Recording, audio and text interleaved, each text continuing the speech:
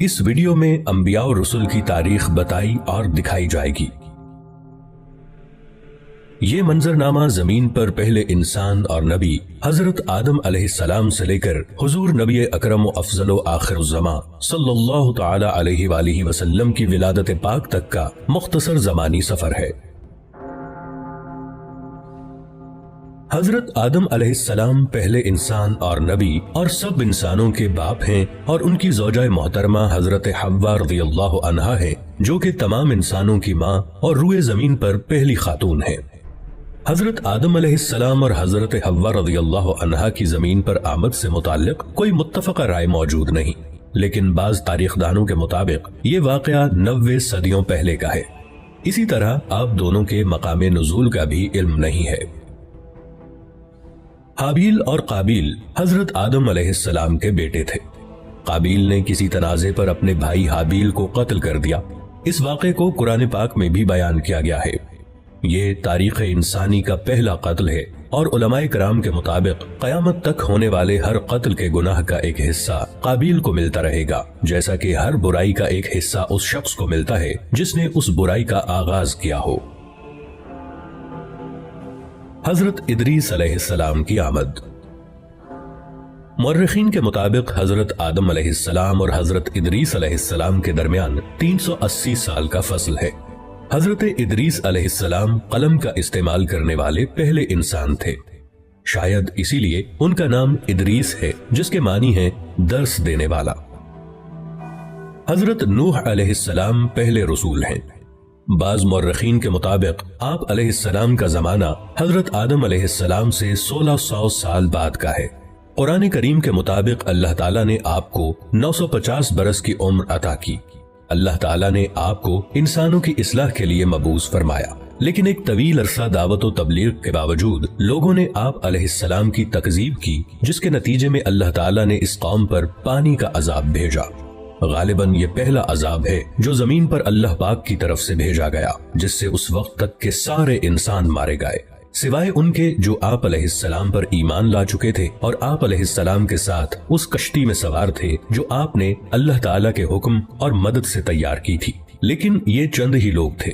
اس واقعے کے بعد نسل انسانی حضرت نوح علیہ السلام کے 3 بیٹوں سے آگے چلی، اسی لیے آپ علیہ السلام کو آدم ثانی بھی کہا جاتا ہے۔ آپ علیہ السلام کے بیٹوں کے نام سام، حام اور یافس تھے۔ حضرت نوح علیہ السلام کے بیٹوں کی نسل سے جو قومیں وجود میں آئیں، وہ بھی بالآخر گناہوں اور بری باتوں میں ملوث ہو گئیں۔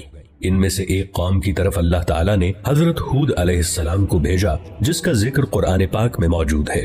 لیکن پھر وہی ہوا، اس قوم نے سرکشی کی اور آپ علیہ السلام کی مخالفت کی، جس کی وجہ سے ان کو بھی اللہ تعالیٰ کی طرف سے عذاب نے آ لیا۔ حضرت ہود علیہ السلام کے ساتھ جو لوگ بچے، ان سے قوم سمود وجود میں آئی، لیکن رفتہ رفتہ وہ بھی گمراہ ہو گئے، تو اللہ تعالیٰ نے حضرت صالح علیہ السلام کو ان کی طرف نبی بنا کر بھیجا، لیکن اپنے سے پہلوں کی طرح انہوں نے بھی اپنے نبی کا انکار کیا اور مطالبہ کیا کہ اگر آپ اللہ کے نبی ہیں تو کوئی معجزہ دکھائیں۔ آپ علیہ السلام نے اللہ سے دعا کی، جس سے ان کی آنکھوں کے سامنے پہاڑ کی چٹان سے ایک اونٹنی برآمد ہوئی، لیکن انہوں نے اس معجزے کو دیکھ کر ایمان لانے کی بجائے اس واقعے کو جادو کہہ کر رد کر دیا اور اپنی غلطی پر بضد رہے، تو ان کو بھی عذاب نے آ لیا اور نیست و نابود کر دیے گئے۔ اس دور کو قبل از ابراہیم علیہ السلام کہتے ہیں۔ اس دور کی مستند تاریخ موجود نہیں ہے۔ حضرت ابراہیم علیہ السلام تقریباً 2200 قبل مسیح عراق میں پیدا ہوئے۔ آپ علیہ السلام کو انبیاء کا باپ کہا جاتا ہے کہ آپ علیہ السلام کی نسل سے ہی بعد کے تمام انبیاء کا ظہور ہوا۔ آپ کی قوم بت پرست تھی اور ان کے سردار کا نام نمرود تھا۔ وہ آپ علیہ السلام کی توحید کی دعوت و تبلیغ کی وجہ سے آپ علیہ السلام کا سخت مخالف تھا۔ اسی دشمنی کے سبب اس نے آپ کو آگ میں ڈالنے کا حکم دیا۔ جب آپ علیہ السلام کو آگ میں ڈالا گیا تو وہ اللہ کے حکم سے ٹھنڈی ہو گئی اور آپ علیہ السلام کو کوئی نقصان نہیں پہنچا۔ یہ واقعہ قرآن پاک میں موجود ہے۔ آپ علیہ السلام کی 2 بیویاں تھیں، ان سے 2 بیٹے پیدا ہوئے اور وہ دونوں نبی تھے۔ حضرت حاجرہ رضی اللہ عنہا سے حضرت اسماعیل علیہ السلام اور حضرت سارہ رضی اللہ عنہا سے حضرت اسحاق علیہ السلام۔ اس دور کو بعد از ابراہیم علیہ السلام کہتے ہیں۔ اس دور کی کچھ تاریخ موجود ہے اور اسے انگلش میں پوسٹ ابراہم ایرا کہتے ہیں۔ حضرت ابراہیم علیہ السلام کے بھتیجے حضرت لوط علیہ السلام کو اللہ تعالیٰ نے ایک قوم کی طرف بھیجا جو کہ فحش کاموں میں مبتلا تھی۔ آپ علیہ السلام نے بہت چاہا کہ وہ لوگ غلط اور غلیظ کاموں سے باز آ جائیں، لیکن انہوں نے آپ علیہ السلام کی بات نہیں مانی اور وہ بھی ماضی کی قوموں کی طرح اللہ تعالیٰ کے غیظ و غضب کا شکار ہو گئے۔ حضرت اسحاق علیہ السلام اللہ کے نبی تھے، لیکن ان کے متعلق مزید تفاصیل نہیں پائی جاتی سوائے اس بات کے کہ یہ حضرت یعقوب علیہ السلام کے والد تھے۔ حضرت اسماعیل علیہ السلام حضرت ابراہیم علیہ السلام کے بیٹے اور حضرت اسحاق علیہ السلام کے بھائی تھے۔ حضرت ابراہیم علیہ السلام نے اللہ کے حکم سے حضرت اسماعیل علیہ السلام کو مکہ کی سرزمین میں لا کر آباد کیا۔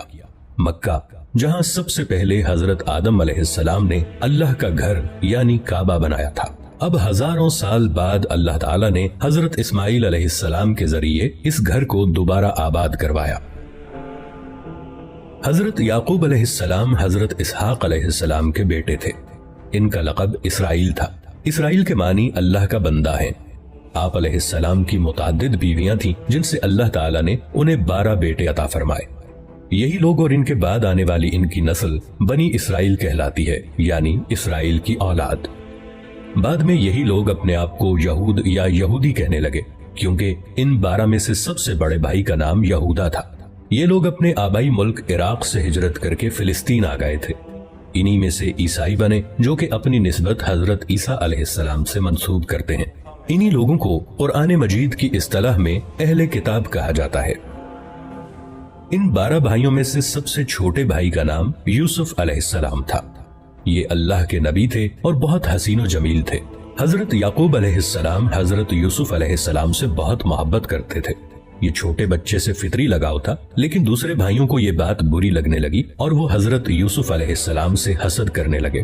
اسی حسد اور بغض و عناد نے انہیں اپنے بھائی یوسف علیہ السلام کے قتل پر آمادہ کر دیا، لیکن قتل پر سارے متفق نہ ہوئے، اس لیے انہوں نے یوسف علیہ السلام کو ایک کنویں میں پھینک دیا۔ اس کنویں کے پاس سے کوئی قافلہ جا رہا تھا۔ انہوں نے پانی کے لیے اپنا ڈول کنویں میں ڈالا تو حضرت یوسف علیہ السلام اس ڈول کی رسی کو پکڑ کر باہر آ گئے۔ قافلے والے یوسف علیہ السلام کو کسی کا بھاگا ہوا غلام سمجھ کر اپنے ساتھ مصر لے گئے اور وہاں آپ علیہ السلام کو ایک غلام کی حیثیت سے بیچ دیا۔ آپ کا خریدار حکومت مصر کا ایک اعلیٰ عہدیدار تھا۔ اس نے جلد ہی آپ علیہ السلام کی ذہانت و فطانت کو جانچ لیا اور اپنے محل میں اپنے خادم خاص کی حیثیت سے رکھ لیا۔ آپ علیہ السلام اسی محل میں جوان ہوئے اور اللہ نے آپ کو نبوت عطا فرمائی۔ اس عہدیدار کو عزیز مصر کہا جاتا ہے۔ اس کی بیوی زلیخا نے آپ علیہ السلام پر عصمت دری کا جھوٹا الزام لگا کر آپ علیہ السلام کو جیل بھجوا دیا۔ آپ علیہ السلام نے 7 سال جیل میں گزارے، لیکن جیل میں بھی دوسرے قیدیوں کی تعلیم و تربیت کرتے رہے۔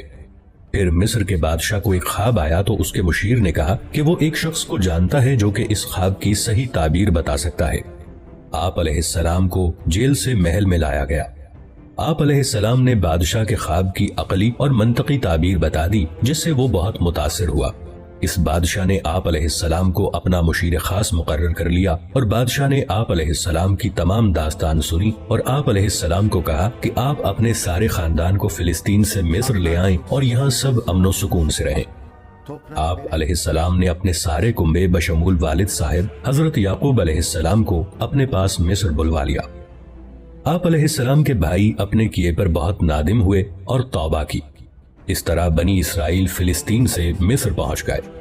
قرآن کریم کی سورہ یوسف میں اس واقعے کا تفصیلی ذکر موجود ہے۔ تاریخی اندازوں کے مطابق بنی اسرائیل مصر میں 2 صدیوں تک رہے۔ اس عرصے میں ان 12 بھائیوں کی نسل لاکھوں کی تعداد کو پہنچ گئی، لیکن پھر مصر میں بادشاہت تبدیل ہو گئی۔ نئی حکومت نے ان سے مراد چھین لی اور انہیں اپنا غلام بنا لیا۔ یہ بنی اسرائیل کی قید یعنی کیپٹیوٹی کا دور تھا۔